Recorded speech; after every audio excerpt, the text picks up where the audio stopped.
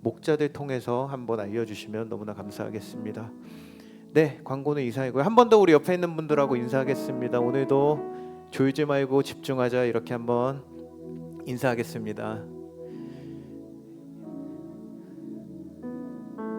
네, 오늘 우리에게 말씀 전해주실 분은 우리 온세계교회에서 가장 잘생기시고 옛날에 뭐 이렇게 슈퍼스타 K도 나가셨다고 이런 얘기하면 저 그냥 안 놔두시겠다고 했는데 얘기할 건 해야죠. 예.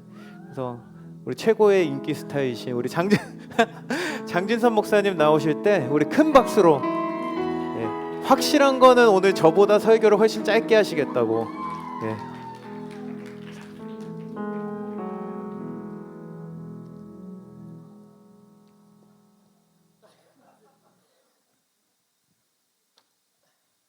네, 이렇게 함께 말씀 나눌 수 있는 기회를 주셔서 정말로 일청년 함대에게 감사하고요. 또 하나님의 경륜과 은혜 안에서 자라시기를 사시기를 정말로 축복합니다. 할렐루야, 아멘. 우리 함께 말씀 나누겠습니다. 네, 말씀은 정말로 아유 갑자기 머리가 멍해져가지고 함께 우리 1절과 2절 말씀 함께 읽고 말씀 나눌까요? 네, 화면 보여주시고요. 네, 함께 말씀 읽고 나눕시다. 시작. 이러므로 그리스도 이 이방인을 위하여 갇힌 자 된 나 바울이 말하거니와 너희를 위하여 내게 주신 하나님의 그 은혜의 경륜을 너희가 들었을 터이라. 아멘. 수련회를 은혜 가운데 마치셨죠? 네. 수련회 때 어떤 은혜를 받으셨습니까? 하나님께서 여러분들에게 각자에게 주시는 그 마음들이 있을 거예요. 또한 우리 이 일청년 공동체에 주시는 뜻도 있으실 겁니다. 그것들을 오래오래 기억해 주시기를 부탁드립니다. 우리 수련회 때요, 이런 말씀들 들으셨죠? 성전의 역사, 그리고 우리가 성전됨으로써 하나님의 임재를 갈망하고 그 임재를 갈망하기 때문에 소망을 가질 수 있으며, 그 하나님의 성전됨은 한 사람 한 사람으로 끝나는 게 아니라 우리 모두가 함께 성전되어 가는, 함께 지어져 가는 말씀을 들으셨잖아요. 이런 반응이 잘 안 되는데 들으셨죠? 할렐루야. 네. 그래서 제가 김상현 목사님께 수련회 때 어떤 은혜가 있었나요? 했더니 요런 느낌이었다 그런데 맞으시죠? 네, 요런 느낌이죠 다? 네. 그래서 오늘 말씀은 함께 2장을 나누셨잖아요, 수련회에서. 그래서 이런 느낌, 요런 느낌 가지고 3장으로 이어보겠습니다. 1절 말씀에 이렇게 시작했죠. 이러므로라고요. 그러니까 이러므로라는 접속사가 나오면 여러분 다 고등학교에서 배우셨겠지만 이러므로, 그러므로 나오면 세모치고 그 뒷부분이 중요한 거잖아요. 오늘 말씀에서는 여러분들에게 수련회 가운데 주셨던 그 말씀을 우리가 어떻게 적용할 수 있는지에 대한 구체적인 이야기들을 주세요. 바울이 이렇게 말합니다. 이러므로 예수님의 일로 내가 너희 이방인들을 위해서 갇힌 자 된 바울이 하나님의 은혜와 경륜으로 갇힌 것을 너희가 들었지 않느냐라는 이야기를 해요. 그러니까 무슨 얘기냐면요, 바울 사도가 내가 지금 갇혀 있지 않니? 이게 하나님의 은혜이고 경륜이라는 거야 라고 이야기를 하는 거예요. 갑자기 복음에 대해서 2장에 뜨거운 복음을 전하다가 왜 그러면 개인적인 이야기를 하는가? 첫 번째로는 오해를 풀고 싶었어요.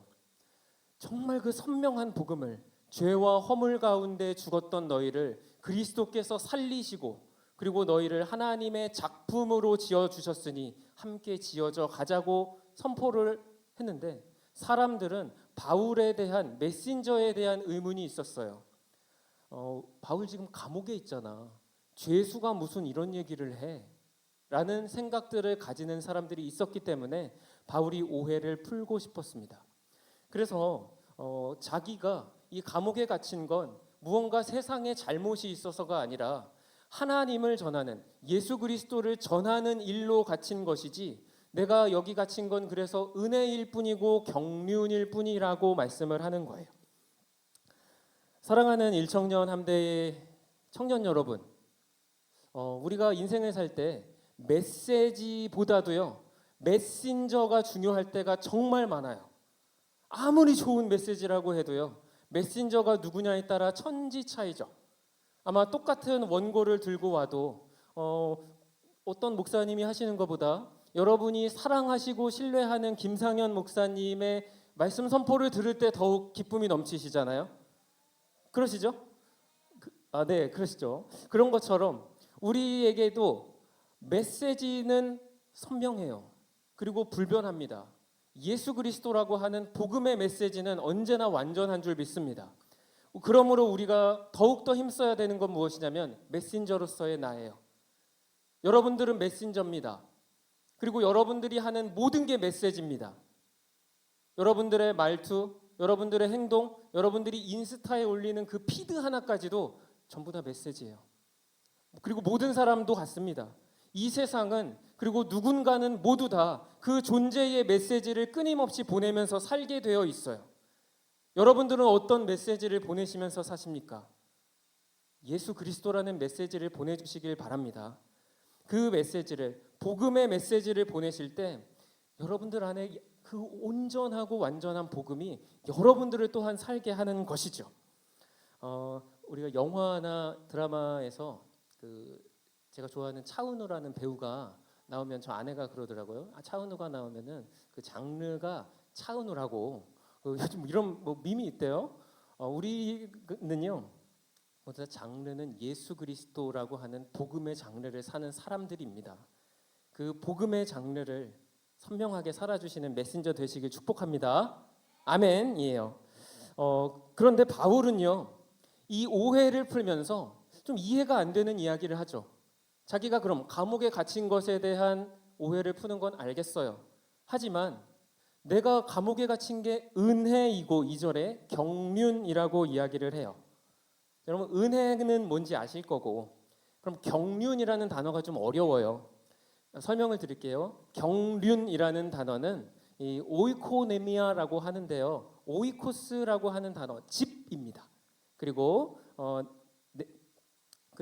네메스 네머스 이런 집을 매니지하다, 관리하다 이런 뜻이에요.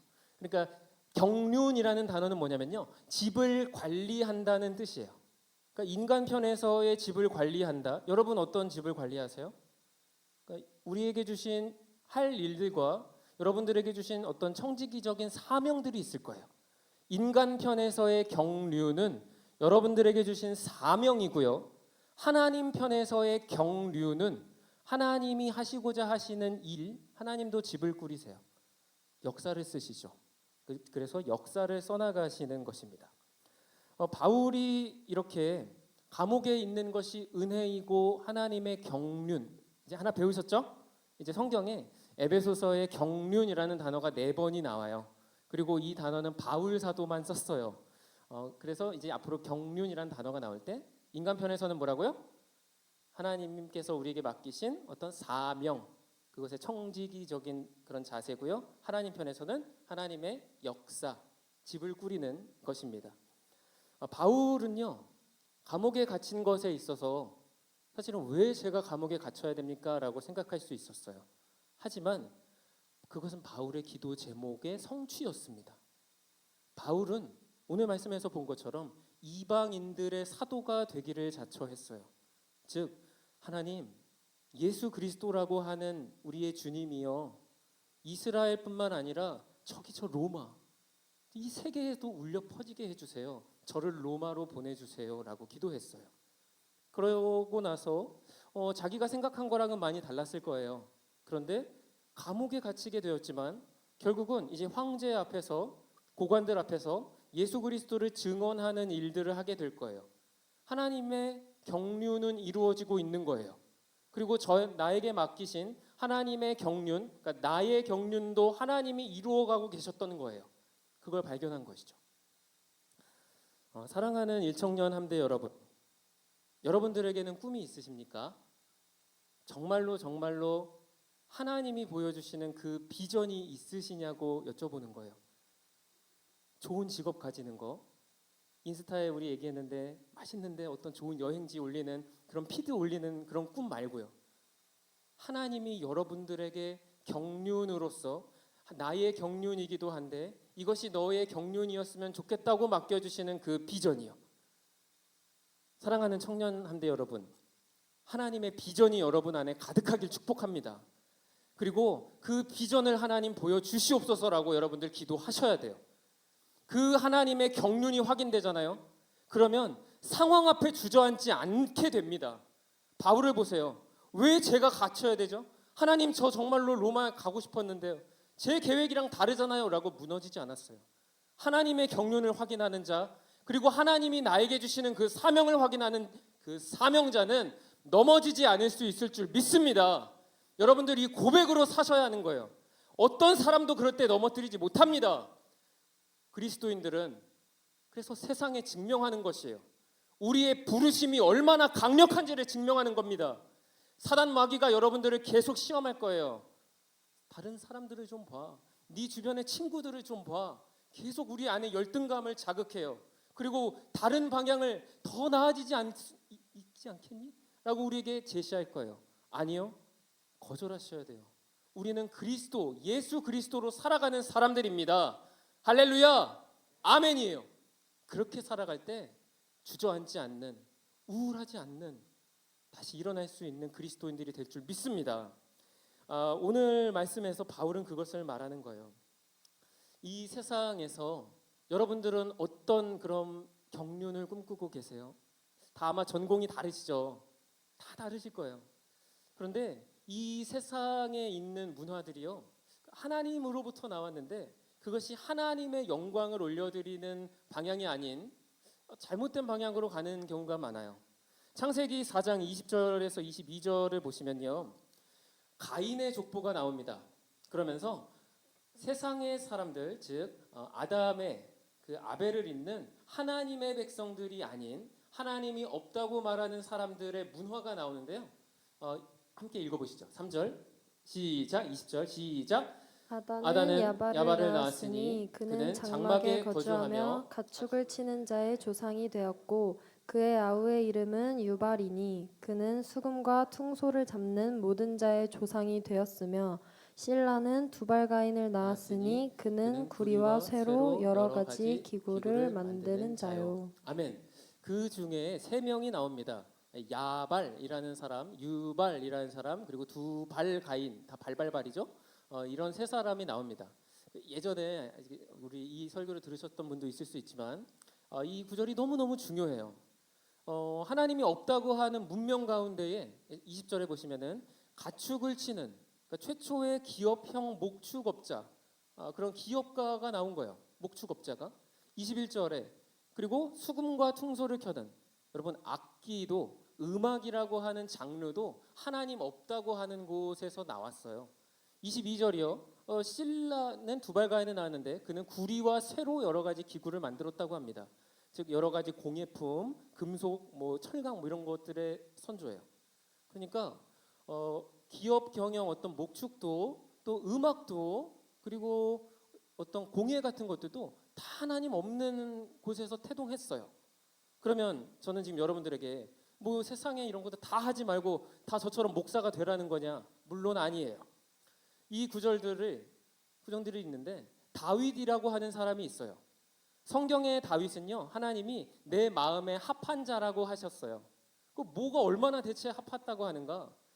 다윗의 인생을 볼까요? 그는 양을 치는 목축업을 했어요.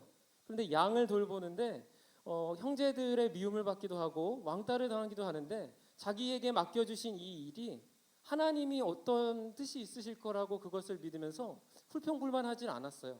그리고 그 속에서 하나님의 마음을 알죠. 하나님의 목자 되심이요. 그 유명한 시편 23편, 여호와는 나의 목자시니 내게 부족함이 없으리로다, 이런 시를 지어요.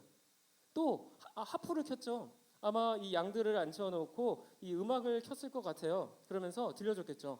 양들아 들어봐, 이거는 251 코드라고 하는 건데 이거 좀 죽이지 않니? 이러면서 양들한테 하나님은 정말 신묘막측한 분이야, 그렇지 않니? 이랬을 것 같아요. 그러니까 음악도 하나님께 돌려드리고 싶었어요. 왕이 되니까 우리 같이 찬양합시다. 자신의 권위만 세우는 게 아니었죠. 함께 예배하자고 예배를 불러 모았어요. 또 여러 가지 기구를 만드는 거 보십시오. 세상의 사람들은 가인은 하나님이 없다고 말하고 성을 쌓고 들어갔어요. 하지만 그 건축 기술마저도 하나님께 돌려드리고 싶었어요. 하나님, 저는 왕궁에 사는데 하나님은 집이 없으시죠? 제가 집 지어드릴게요. 성전 건축할게요. 하나님 웃으셨을 것 같아요. 내가 집이 없냐? 천지 만물이 다 내 건데. 하나님, 그래도요, 이 기술이요, 건축 기술이요, 금속공예요, 다 하나님이 주신 거잖아요. 하나님 영광 돌리면서 써야 되잖아요. 저 이거 하나님 드리고 싶어요. 그리고 건축 하나님께 성전 올려드렸죠. 그러니까 하나님이 너무 마음이 좋으셨을 것 같아요.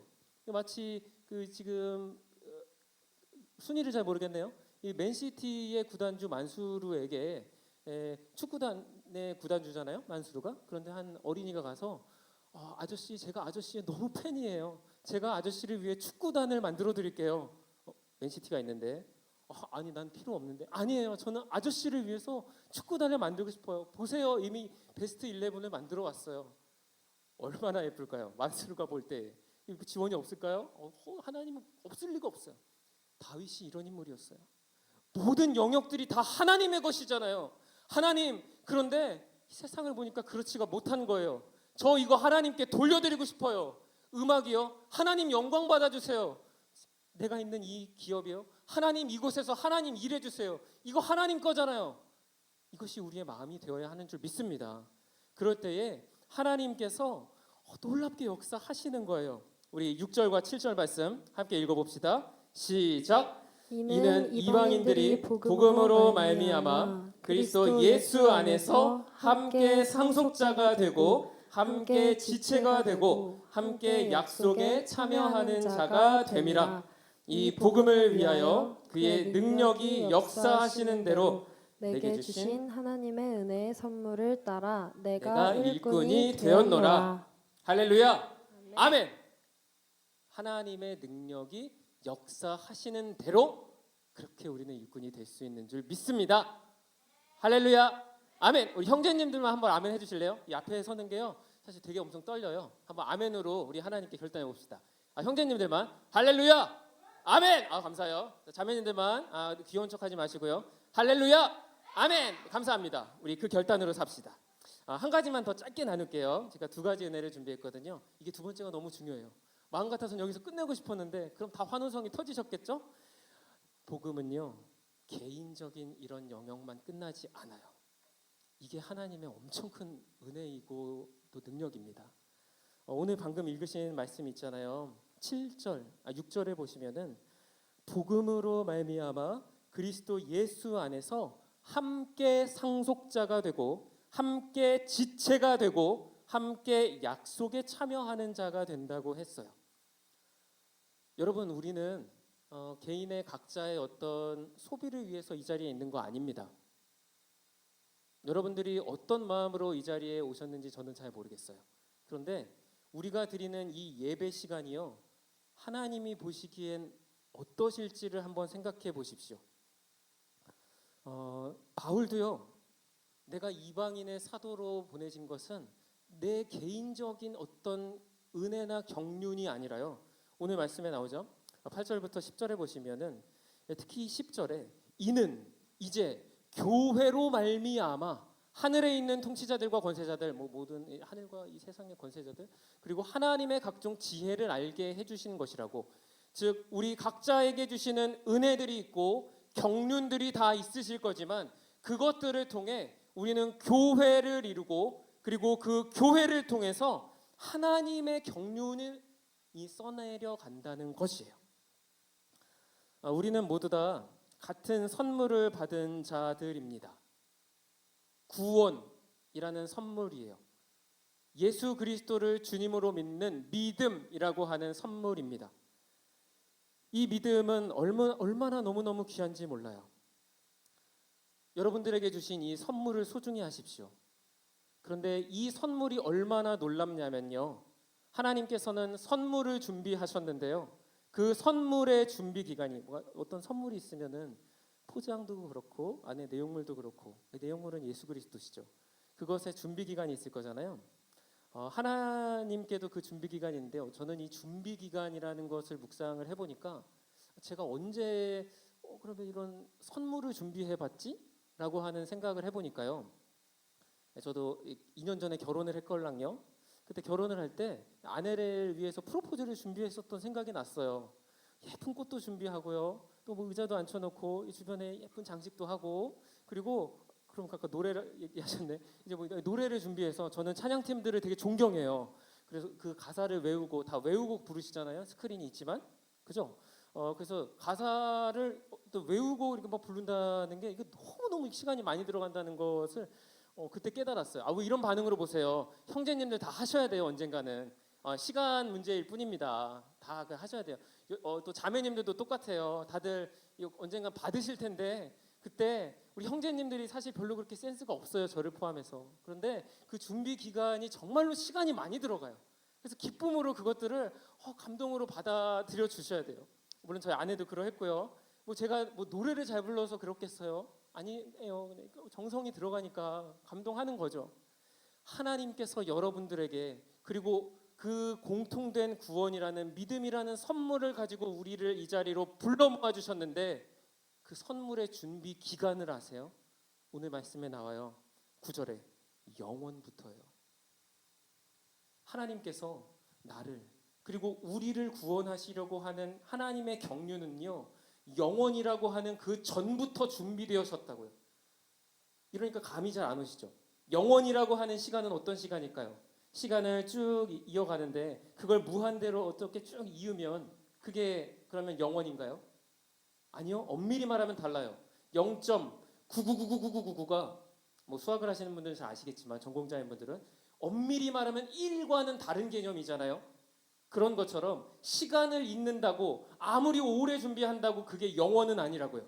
그런데 하나님께서 우리를, 그리고 나를 그 구원으로 예수 그리스도의 십자가 사건과 인격적으로 충돌하도록 준비해 주신 기간이 영원 전부터 준비하셨다는 것입니다. 예레미야에게 이렇게 약속해 주셨어요. 하나님, 저 이렇게 백성들에게 말씀 못 전하겠는데요. 두려워하는 예레미야에게 말씀해 주시죠. 내가 너를 모태에서 지어지기 전부터 알았다고요. 우리에게 주신 그 구원은 하나님이 영원 전부터 준비하신 줄 믿습니다. 그러므로 여러분들이 이 자리에서 예배하는 건요, 아주 놀라운 개념이에요.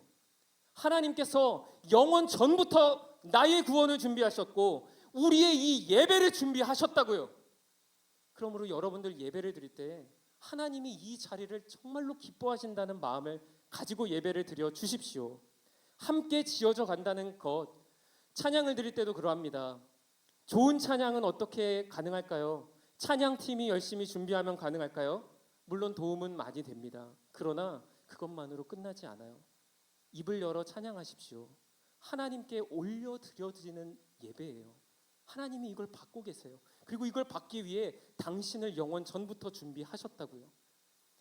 워십 율동 열심히 해주셔서 감사합니다. 어색하셔도 열심히 따라 하셔야 돼요. 하나님께 영광 돌려드리는, 그리고 함께 지어져가는 공동체로서 말이죠. 목장을 구성하실 때도 마찬가지입니다. 혹시 예배만 드리고 조용히 집으로 가시는 분들이 계셔요. 제가 누군지 모르니까 이렇게 담대하게 말하실 수 있어요. 그러시면 안 돼요. 목장 안으로 들어오십시오. 그리고 그 목장 안에서 하나님이 영원 전부터 준비하신 만남이라고 하는 경륜을 누리십시오. 그 안에 위로가 있습니다. 그 안에 서로 세워줌이 있습니다. 목자단을 고민하고 계세요? 지원해 주세요. 저도 집에서 누워가지고 가끔 일찍 끝나면 일청년 함대 예배를 이렇게 누워서 볼 때가 많아요. 그럼 목자단 광고 나가잖아요. 나 너무 나도 가고 싶은데 난 이거 서포터즈를 지원해야 되나? 뭐 맛있는 거 많이 사줄 수 있는데 뭐 이런 마음이 막 생기는데, 여러분들도 하나님이 어떤 마음이실지를, 제가 가겠다는 거 아니니까 너무 두려워하지 마시고요. 네, 다들 이게 뭐 이런 표정으로 보시는데, 네, 안 갈게요. 목장 안으로 들어오셔야 돼요. 또 한 가지만 더 권면드리면, 그 광고 보셨지만 지금 교사 모집 기간에 있습니다. 여러분들의 하나님과의 만남, 십자가의 인격적인 충돌을 위해서 여러분들도 주일학교 혹은 그 시간에 거치지 않았어도 기도해 주신 분들과 교사들이 계셨어요. 여러분들도 지원해 주십시오. 하나님의 나라를 세워가는데 많이 지원해 주세요. 목장에서 한두씩 또 두셋씩 지원해 주신다면 우리가 그 안에서 또 얼마나 큰 이 교회를 이루어갈 수 있겠습니까? 이제 설교를 맺겠습니다. 오늘 말씀에서는 두 가지를 나누었습니다. 첫 번째는 은혜의 경륜을 따라 우리가 복음으로 살아가야 한다는 점입니다. 여러분들은 어떤 메시지를 세상에 전하시면서 살고 계십니까? 복음의 메신저가 되어 주십시오.